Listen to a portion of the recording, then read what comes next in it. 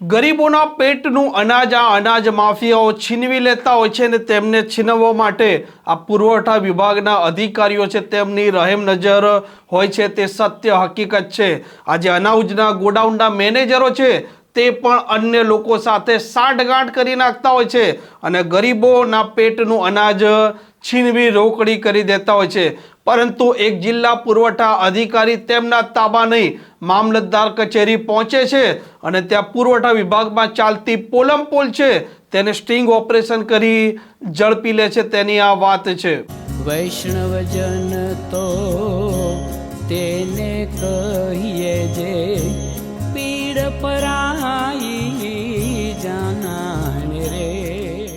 નમસ્કાર, આપ જોઈ રહ્યા છો નવજીવન ન્યૂઝ અને હું છું આપની સાથે તોફિક ગાંચી। આ રાજ્યમાં સૌથી વધારે રોકડી જો થતી હોય તો પુરવઠા વિભાગમાં થાય છે, કેમ કે અનાજ માફિયાઓ કે પછી અનાજ સંચાલકો જે આ રેશનિંગની દુકાન ચલાવતા હોય છે તેમના પાસે જે અનાજ આવે છે તેમાં તે કટકી કરી દેતા હોય છે અને જે તેમનો ગ્રાહક છે તે ગ્રાહકના પેટનું અનાજ આ અનાજ માફિયાઓ છીનવી લેતા હોય છે અને બહાર વેચી તે રોકડી કરતા હોય છે। પરંતુ તેમની આ રોકડી કરવા માટે આ પુરવઠા વિભાગના જે મામલતદાર કચેરીમાં આવતો એક વિભાગ છે તેમના અધિકારીઓ અને કર્મચારીઓની રહેમ નજર હેઠળ અને મિલી ભગત પણ ચાલતી હોય છે। ન માત્ર અનાજ સંચાલકો કટકી કરતા હોય છે, પરંતુ રાજ્ય સરકાર જે જિલ્લા કક્ષાએ કે તાલુકા કક્ષાએ અનાજ સંગ્રહ કરવાનું જે ગોડાઉન બનાવ્યું છે તેમાં પણ સ્થાનિકોની સંડોવણી કહો કે દાદાગીરી કહો, તે લોકો અનાજ છે તેની કટકી કરી દેતા હોય છે। આ સત્ય હકીકત છે। પરંતુ ગુજરાતના એક જિલ્લા પુરવઠા અધિકારી છે તે તેમના જ તાબાની મામલતદાર કચેરીના પુરવઠા વિભાગમાં પહોંચે છે અને પોતે એક અધિકારી તરીકે નહીં પરંતુ એક આમ નાગરિક તરીકે જાય છે અને આ કર્મચારીઓ આ અધિકારીને ઓળખી નથી શકતા અને અધિકારી અન્ય 4 વ્યક્તિને સાથે રાખી આ પુરવઠા વિભાગની કામગીરી છે તેનું સ્ટ્રિંગ કરે છે। આ ઘટના છે પંચમહાલ જિલ્લાની ગોધરા મામલતદાર ઓફિસની। આ દ્રશ્ય ફક્ત એક મામલતદાર ઓફિસના છે, પરંતુ ગુજરાતની સમગ્ર જેટલી મામલતદાર કચેરી છે અને ખાસ કરીને પુરવઠા વિભાગ છે ત્યાં ઠેર ઠેર આ જ સ્થિતિ છે।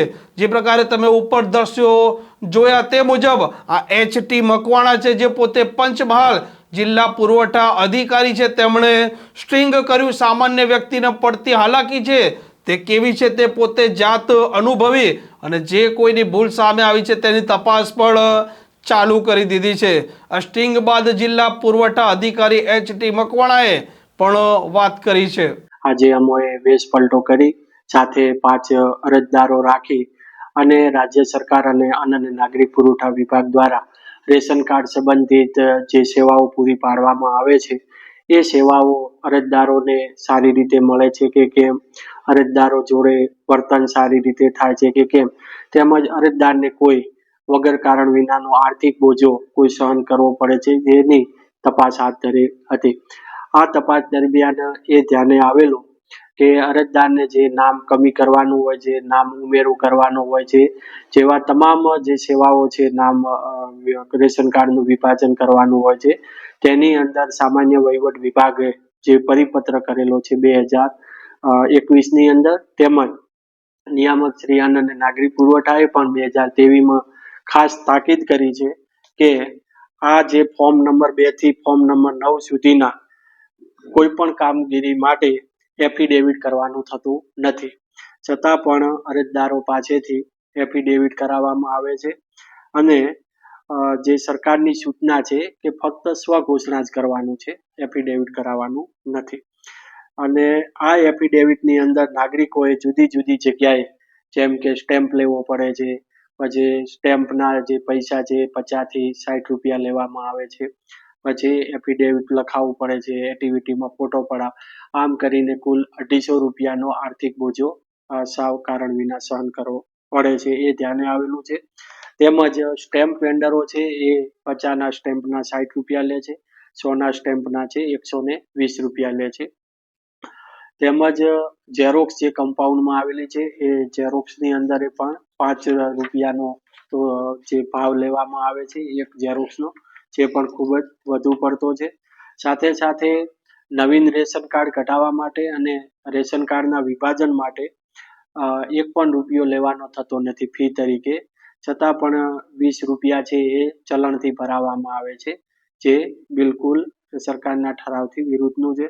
ફોર્મ નંબર 9 જે ડુપ્લિકેટ છે એની અંદર જે 30 રૂપિયા લેવાના હોય છે એ રોકડથી લેવાના હોય છે, છતાં પણ એ બેંકની અંદર મોકલી અને ચલણથી ભરાવવામાં આવે છે. આમ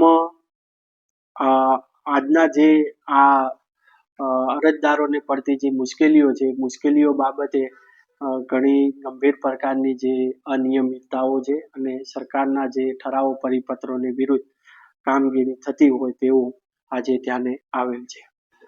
અરજદારને સરકારના નિયમ મુજબ 20 રૂપિયા એટીવીટીના જે અરજીના થાય છે અને 3 રૂપિયાની એક ટિકિટ લગાડવાની હોય છે, એટલે 23 રૂપિયાની અંદર જ સમગ્ર કામગીરી થઈ જાય છે જો અરજદાર જાતે અરજી ભરે તો. જ્યારે અહીંયા છે એ 300 થી પણ વધુનો જે ખર્ચો થાય છે, આર્થિક બોજો સહન કરવો પડે છે, જે યોગ્ય નથી. આ સાથે ડોક્યુમેન્ટની અંદર પણ જે ડોક્યુમેન્ટની જેટલી જરૂરિયાત છે તેનાથી પણ વધારાના ડોક્યુમેન્ટ પણ માંગવામાં આવે છે, એ પણ ધ્યાને આવે છે.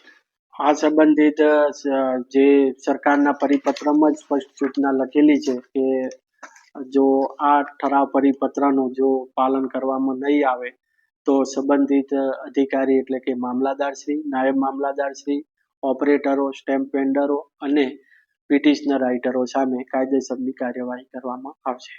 આ પુરવઠા વિભાગમાં ચાલતી પોલમપોલની લાઈન સમજીએ તો રાજ્ય કક્ષાએથી સૌથી પહેલા જિલ્લા કક્ષાએ જે નક્કી કરેલો પુરવઠો હોય છે તે આપવામાં આવતો હોય છે અને તે ગોડાઉનમાં સંગ્રહ થાય છે. ત્યાંના મેનેજર અને ત્યાંના સ્થાનિકોની સંડોવણીથી સૌથી પહેલા કટકી થાય છે. ત્યારબાદ આ પુરવઠો જતો હોય છે જે જિલ્લામાં રહેલા અલગ અલગ તાલુકાના ગોડાઉન છે ત્યાં. આ તાલુકાના ગોડાઉન પણ જે મામલતદાર ઓફિસમાં પુરવઠા વિભાગ આવે છે તેમના જ ઓબ્ઝર્વેશનમાં આવતો હોય છે.